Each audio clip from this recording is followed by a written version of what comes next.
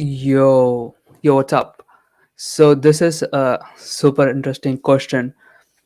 So let me just because this takes some nuance to understand how to stop this ego, right? And the logic is kind of counterintuitive, like many things in life. Many good things in life comes in this paradoxical gift. Let's break this down. Apparently, I'm holding on to the same brands of peanuts I have. I find this really funny. It all points down to the ego wanting to know how amazing I am. So, if I have this correct, then fear is caused by the want and not vice versa. So, you're saying fear is caused by the want. It's not just any want, it is a conditional want. As in, uh, let's say there are two sides to everything, right? There's a duality, either someone is beautiful or they're ugly. So this want is conditional, as in I only want to be beautiful. I don't want this, right? And you're seeing this, I don't want this, right? That kind of results in fear. I'm talking fear in a much more broad sense. It's not exactly the fear that is defined in dictionary. I'm encompassing all the negative emotions that you associate to be unpleasant as fear. So, this conditional form of attachment is what causes, I want this, I don't want this, is what causes fear. Love is a very unconditional form of acceptance where you go, you know what, I don't mind this or this, but having both, I choose this, is the perspective of love. So, there are two aspects. So, I'm dividing everything in this world and I'm boiling it down to two coins. And one coin, which of two sides, fear and love.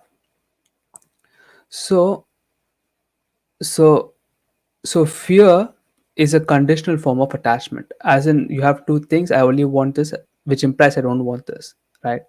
Even when you're admiring someone, oh look how amazing I am.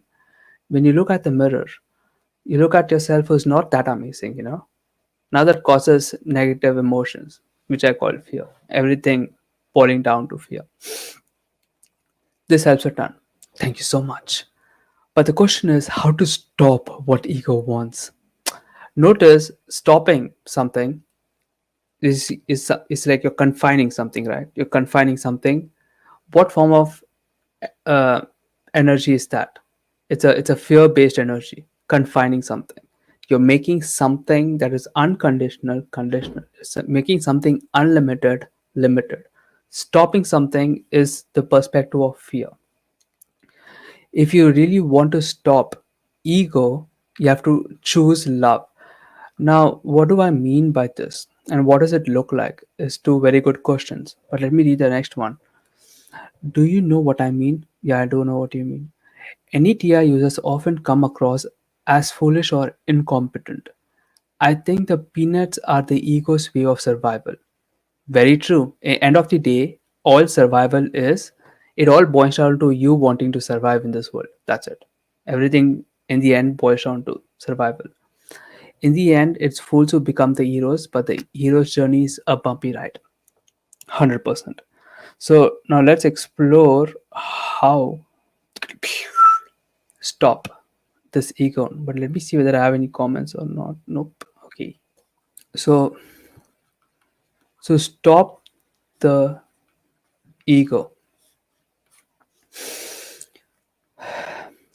Let me start with this. You have 10,000 thoughts in your head right now. You have 10,000 things that you have to think about. So your mind is crowded. Yeah, your mind is crowded. Out of the 10,000 things, you're only conscious of seven things at every moment, at every instant. Now. You're conscious of seven things at max, seven or eight or whatever. Yeah. The seven things doesn't mean it's the same seven things. You could be thinking of seven different things every single moment. So that gives you an illusion of thinking a lot of thoughts, but you're actually thinking only seven every moment. Yeah. So if you understand this, this is a very integral part on how to stop the ego. Stop them. This is counterintuitive, so listen closely and follow very closely. Fear works in form of rejection. You're rejecting an aspect of yourself. You're rejecting an aspect of reality. I don't want this. Yeah. So how do I not want this? How do I not get this aspect of reality? Hmm? How do I not experience this anymore and live a life where this is not even part of my life? Yeah. Notice that's a very fear based. You're talking from the place of fear. Love, what I'm calling love, not this romantic love, is different love. I should like have a different word for this, but in this, it's the closest word to what I'm talking about. Love is form of unconditional, not just anything. It's unconditional acceptance. You as a being contain all possibilities within you, which is why you are an un which is why you are an unlimited being. As in, you are so loved by the universe or whatever. You contain all the possibilities you could possibly imagine. You could and go through all the experiences that you can go through. Anyone can go through. Just a variety of human. There are 7 billion people with 7 billion different experiences. That shows how unlimited you can be. You inside you have the just imagine, think of it like this: inside you have all the experiences that you can experience. So how to stop what the ego wants? So you want something, right, and you want to stop it. You have to first, step number one, realize this is part of yourself. This is part, even this want that you don't want is a part of yourself. So you first accept that. Second, once you accepted that, you also should accept what you could be and what you want to be, and even that is part of yourself. Oftentimes we don't accept that. It's like, um, some people say I want to be rich and they're poor. You have to first accept the fact that you're poor, right? But you only not only have to accept the fact that you're poor, but you have to also accept the fact that you can be rich. Because people sometimes have this belief where they say they want to be rich, but then they condemn the rich. Oh man, this guy has money, he's probably like corrupt guy who doesn't save the world or something like that, right? So you have to let go of those negative beliefs, and once you let go of that, you should accept that you are rich. Yeah. Once you accepted both, step number one, notice you are taking, your belief system is taking decisions that resulting in certain emotions, certain thoughts, certain action. What I mean to say is your belief system, or you, let's keep this simple. You are constantly choosing right now, right now, right now, right now, right now, every moment to, mm, experience a certain aspect of duality. Yeah. Once you become conscious of that, once you become conscious of that, step number three, become conscious of what you want to become, right? Once you become conscious of what you want to become, here's the trick, right? Hmm? Act that way. Now, when you act that way, when you be that way, remember how I said you have 10,000 thoughts in your head? Ra- Out of that, only seven you are. What does that even mean? You are an unlimited being who has all the possibilities, and all the seven thoughts you're having is pointing to a certain reality. Oh, I don't have this. It's like saying, uh, oh, I don't have this. Let me give you an example. Let's say you want to be abundant. Yeah. Then you say, yeah, I am abundant. And then the bill comes for your house rent. You look at your bank account and it's zero. And you and notice how you use that as evidence. Oh, look, my bill came. It shows zero. I can't pay it. I guess I am not abundant after all, you know. So, you as a human being use circumstances as a gauge, as a measure of your belief system.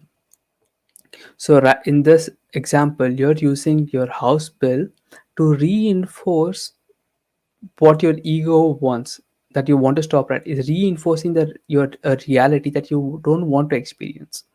Yeah. But the way to change it is finally getting into it is to act the way that you want to act like, and find evidence in the external reality of that change. Yeah. Because even though when the house rent comes and you cannot pay the bill, that's just one thought. But if you have six other thoughts which helps you find the evidence in these circumstances to show that the change has occurred, and you constantly find the evidence, and you fill your mind with that, that is how you stop the ego. That is how you change reality. You're not ignoring, or you're not trying to confine this other aspect of the evil or whatever. Evil is existing, good also exists. Both existing, you're choosing to be more conscious of the good, so you're going to have the experience of the good.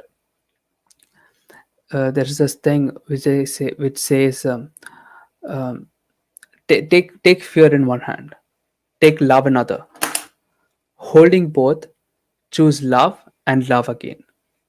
Holding both, choose love and love again. So there is this thing that you are experiencing, there is this thing that you want to experience. Holding both, don't let go of anything. Choose the one that you want to do, act the way that you want to do, feel the way that you want to feel, that will result in this thing, and constantly find evidence in your circumstance to reinforce to reinforce the reality that you want to experience. Circumstances do not matter, your state of being matters, because your state of being is what creates the circumstance, not the other way around. We have a belief system which makes us act in a way where we use circumstance to reinforce our belief system. It works the other way around, which is what's counterintuitive about this entire thing. Now, let me see if I have any comments or not. If not, I'll probably close it. All right, that's it. That's it then.